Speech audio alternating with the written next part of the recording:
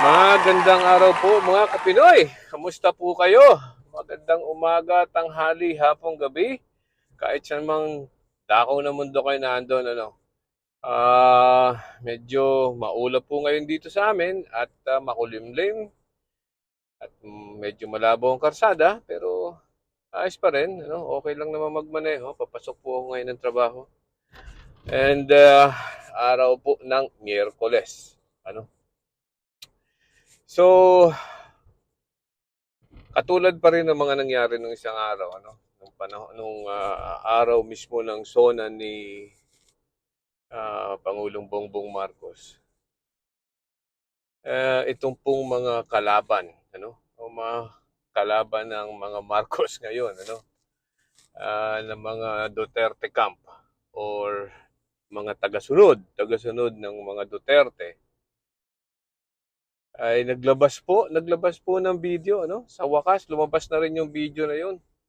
Napakatagal na po ng video na yun. Yun po ay matagal ng talagang pinamamalita nila na meron daw pong pulburon video. Ano? Pulburon video. At kahit po nung panahon, siguro po yun po yung mga last year pa, ano? Last year pa. At kahit po itong si Rodrigo Duterte ay talaga namang sa isang prayer rally sa Davao na wala namang prayer. Ano? Puro sigawan at pagmumurahan. Sinabi ni Digonggong na ano na talagang ang presidente ay meron daw tayong presidenteng bangag. Nakaw, talaga naman. Ano?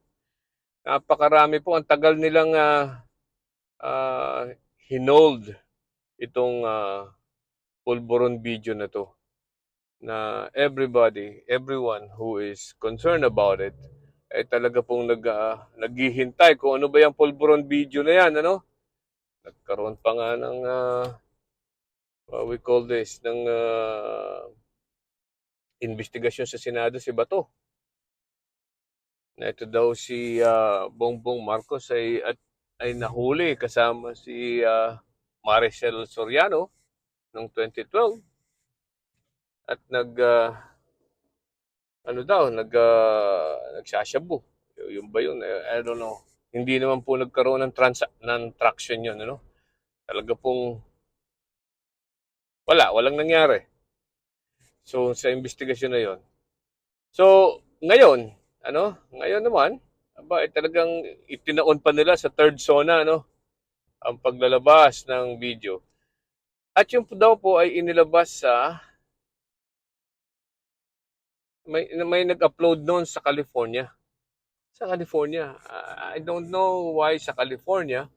Maybe because pinayuhan sila ng mga abogado sa Pilipinas na pag ang video ay in-upload sa California ay hindi sila mahabla sa Pilipinas. Maybe. So, aram ko, kung napanood nyo na ba yung video? Kung hindi pa, ay nako, wag nyo na hong panoorin dahil hindi naman po kapanipaniwala, ano? At talaga pong ibang-iba ang mukha ng taong naandun sa video. Hindi po si Marcos yun. Hindi si Bongbong Marcos yun. Talaga naman. Tapos ang video po, alam nyo, ang video ay, kung yan ay late lang kinuha or sometime in 2012, meron na rin po magagandang video camera nun. Ano? Ha? Actually, yung mga video camera nun, magaganda na, mga high resolution na. Pero yung pong video na yon ay talaga pong, ewan, napakalabo. Ano? Kung yun man ay AI generated, kung yun man ay AI generated or artificial intelligence generated, ay sadya pong pinalabo yun para hindi siguro makita yung glitches. Ano? Dahil po sa isa pong AI generated po yun yung mukha mo ipinapatong sa mukha ng ibang tao dyan sa video. Ano? At makikita nyo po yung glitches diyan sa pagpinatong, ano? mga face swap, makikita niya. Yung mga luma na yung ganun, ano? Kung yan ay sa face swap ginawa, ay talagang siguro nga ganun ang itsura, no? But talagang hindi ho eh, hindi talaga, hindi siya. Sa mukha na medyo mataba, sa tenga niya, hindi talaga eh. Meron po akong isang kakilala sa trabaho na pinakita ko sa kanya yung picture. Yun po ay ano ha, Maka-Marcos yun. So pinakita ko po sa kanya ang picture, ang tinanong agad sa akin, eh sino yan? Sabi, sino yan? Ah, sabi ko, di ba idol mo yan? Sabi ko, sino yan? Hindi niya nakilala. So talagang hindi po yun si Marcos. Ano? So talagang hindi yun si Marcos. Hindi yan si Bongbong Marcos. So, bakit natin pinag-uusapan ito? Hindi ko na sana po ito papatulan eh. Itong usapang ito, yung video na yan. Kasi lalo la ang, ano, alam mo, you're glorifying it. Pero ang problema po diyan, ano, may mga tao pong naniniwala. Naniniwala sa video na yan, ha? Sa video na yan. I don't care kung naniniwala kang nagda-drug si presidente or not. I don't care. Ano? Sabi ko nga nung may video po ako, may vlog ako na sinabi diyan, it doesn't matter anymore kung siya ay nagda-drugs o hindi. Binoto na po yan ng tao eh. Naiboto na siya ng tao, na ilabas na yan during the election, bago mag-election, during the campaign, inilabas na yung balitang yan, na yan ay drugista, yan ay nagda-drugs, kahit mga kaibigan niya before, nung kabataan niya, or ano, sa alta de sociedad, or high society, sinasabi na yan ay tamad at walang ginagawa. Ano? But, binoto pa rin po ng tao. So, wala tayong magagawa diyan, ano. Pero bakit natin na pinag-uusapan ito? Kasi po, sabi ko nga, maraming naniniwala pa rin, ano. Maraming naniniwala sa video na 'yan, and I know it is a fake, ano. Hindi nga deep eh. It's a fake. It's a fake video na hindi po ang mukha yan eh, hindi yan si ano. So, ang ibig ko sabihin, kung si Bongbong Marcos ay nagagawa ng ganyan, aba, talaga pong tayo mag-ingat at baka maya-maya hindi nyo alam na hindi pala ako itong kausap ninyo. Ano? Baka maya iba na rin itong, iba na rin itong kausap ninyo at nagsasalita dito at nape-fake, ano? Simpleng tao lang po tayo. So, my point is, wag po tayo sanang magpapaniwala sa mga lumalabas na balita ngayon. Tingnan natin, suriin natin ang mga video na yan kung yan po ay totoo. Balita ko po, meron pang naglabas daw ng voice,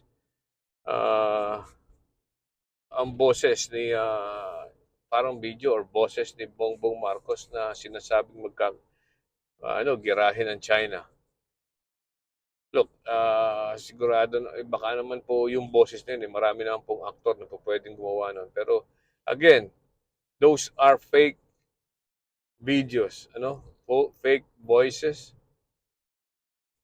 Suriin natin kung yan po ay totoo o hindi.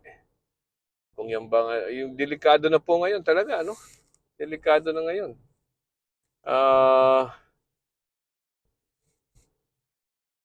Yan po ay mga, alam nyo na mga naglilipa ng mga fake videos ngayon ay talaga namang nakakatakot. Alright? So, at saka doon po sa mga nagpapalabas ng mga fake videos na yan, kung kayo po ay galit or may labanan sa isa't isa, ano, katulad ng mga Duterte camp at Marcos camp, ang niloloko nyo dyan na hindi ang Marcos or ang Duterte. Hindi yan ang niloloko nyo. Ang niloloko nyo yung mga taong bayan. Ano? Yung mga taong bayan na madaling papaniwalain sa mga ganyang balita. Ano? Maawa naman po kayo sa mga taong hindi marunong kumilatis agad ng totoo at hindi sa mga video, sa mga balita, sa mga fake news na ipinalalabas ninyo. Ano? maglabanan kayo ng parehas nang hindi niyo dinadamay ang mga Pilipino, ang mga taong nakakakita sa ginagawa ninyo, ano. Again, 'yan pong bidyong 'yan kung hindi niyo pa napapanood ay huwag niyo na pong panoorin dahil talaga lang pong hindi totoo, ano, and by looking at it and watching it, you're glorifying the person who does that and the video itself. Alright? So, magandang araw po muli sa inyong lahat at hanggang sa muli. Bye-bye!